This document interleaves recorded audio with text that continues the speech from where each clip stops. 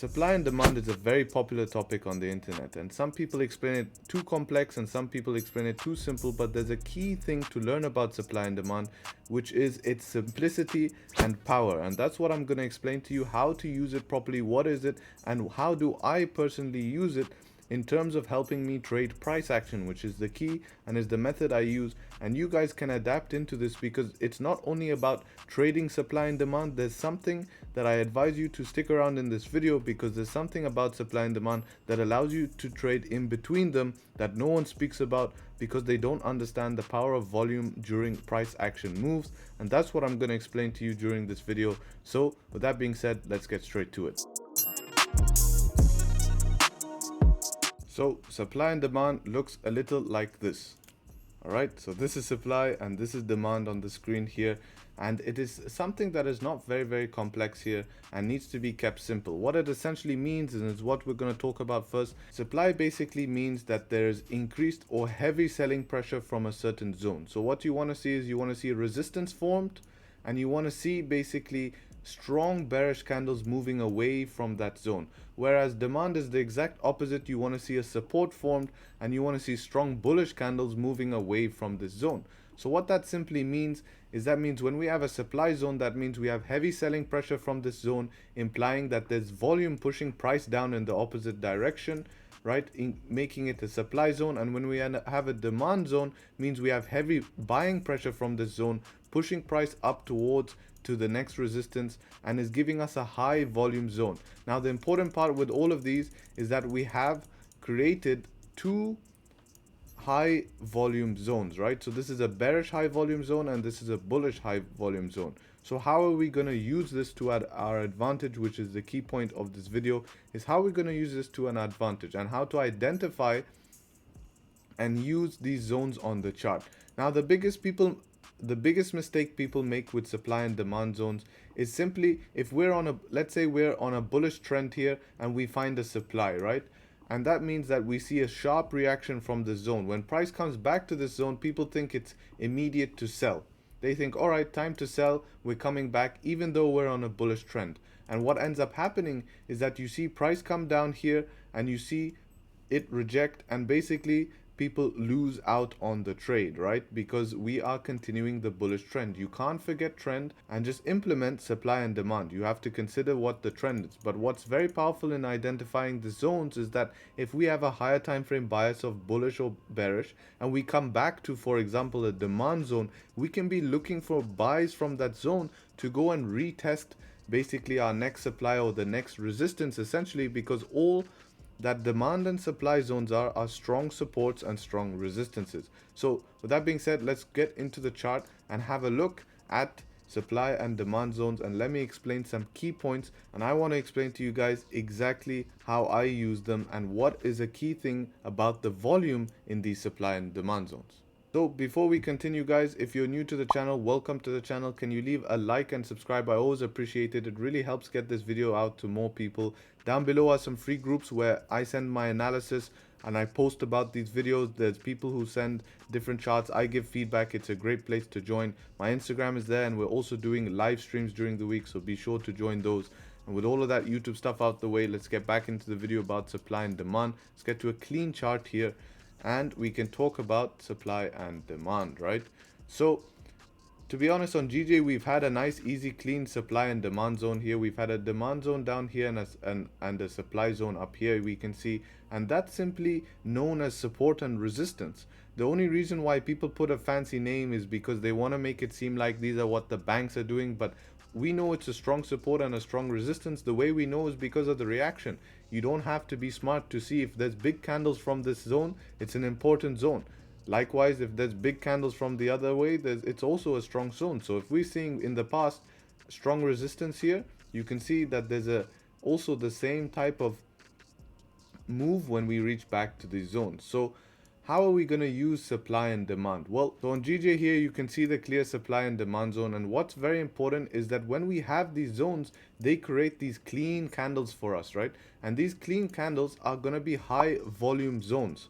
So what I mean by that is, when we have a supply and we see these are high volume zones because of the price rejecting quickly down, this is going to allow us, if we're looking for buys in the future, like after these 2 4-hour close, when we're looking for buys, since there was high volume in the sells, we know that we can expect the same move towards the upside. And this is how we can use the zone to our advantage, right? People are too busy trying to wait to sell from up here, when you could buy to that zone, knowing that this was a strong resistance, there was high volume coming down, you can expect high volume coming up. And then guess what happens after that, right?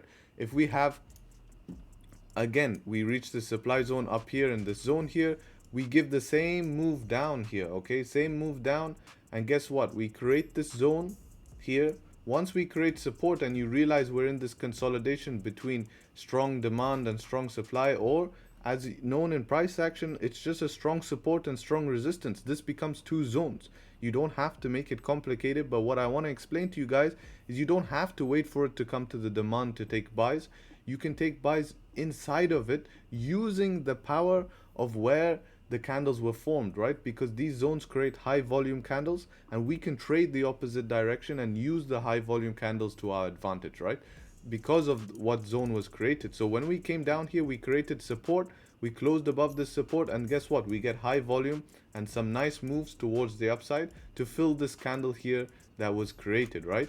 So we get the equal move. So this is very important in the markets, because when these zones are created on the higher time frames, like 4 hours, we can use them in our session when we're trading the 30-minute, 15-minute, and even lower. When we're trading those time frames, we can use these zones to our advantage to get good session moves. And that's what I want to talk to you about in this video, is basically that don't only concentrate on where we are trading as a zone, but concentrate on essentially using those zones to our advantage, right? And when you start to identify those zones, so we're going to look back in the chart now, and you can start to see how we can identify those zones, right? So let's go and see if we can identify. Here's another clear zone here, right? We can see we have a demand and supply again, right? Or a strong support and resistance. The last thing you want to do is you want to be selling at these strong support and resistance, because these are your targets. This is also your target. If you're taking buys from here, your buys are finished up here, they're done. It's not, this is not your next target. No, until we have a candle closing above here, there are no buys to continue up into the next resistance. So that's very important to understand. The same when it comes with sells. When you reach your target of the zone, right, essentially when you reach your target, there's no more sells until we get candles holding and closing below. And that's very important to understand. So you can use these zones to understand your market positioning and make sure that you're trading in correct zones. But when we come back to here, for example, that we've seen that this was a demand or a strong support here, that we saw that this candles form high volume. Look at these high volume candles we're seeing. We know that, okay, fine, if we're creating supports in here, we can expect at some point to give us that move, right? And that's when we got that move. Whether it's news induced or not, there's always a catalyst in the market, similar to what happened towards the end of the week. We had this move down here, which was also caused by news, right? But these candles essentially, right, they create for us these candles to trade to the next essentially supply zone. Now that does not mean you take sells from the supply zone immediately. You can do, but that is a whole different strategy. That is counter trend trading, and that becomes complicated because sometimes, and I'm going to show you an example here, when we reach a supply zone, we continue past it. For example, here everyone is looking, okay, we're back at the supply zone, we closed above, I expect us to continue down. The resistance formed. What ended up happening is we created a support and went back up. Now this is not really the best example here, but it's just one right in front of me. Let me scroll back and see if I can find a better example before we wrap up this video here. Here's an example I've just found randomly. This is a good example. We can see how this has been a demand zone. We've seen good moves from here. We've seen how price is pushed back up into here, giving us high volume candles, which we replicated on the way down. But once we reach this zone, people are trying to expect buys here. But what they don't understand is if you zoom out a little bit like this, you realize that actually we are on a downtrend here. This is a downtrend. We are creating daily candle closing, either doji or bearish here. And what ends up happening is we push through. So without the confirmation of change of structure or strong daily candle closures from the zones, there's no reason to be looking for buys just yet. And the same way for sells, you have to wait for your confirmations, which is very, very, very important. So it's a simple video today. I hope that this helps. I'm going to wrap it up at that. I'm going to keep it simple for you guys. And I hope this video helps. With that being said, take care, trade sharp, and until next time, peace.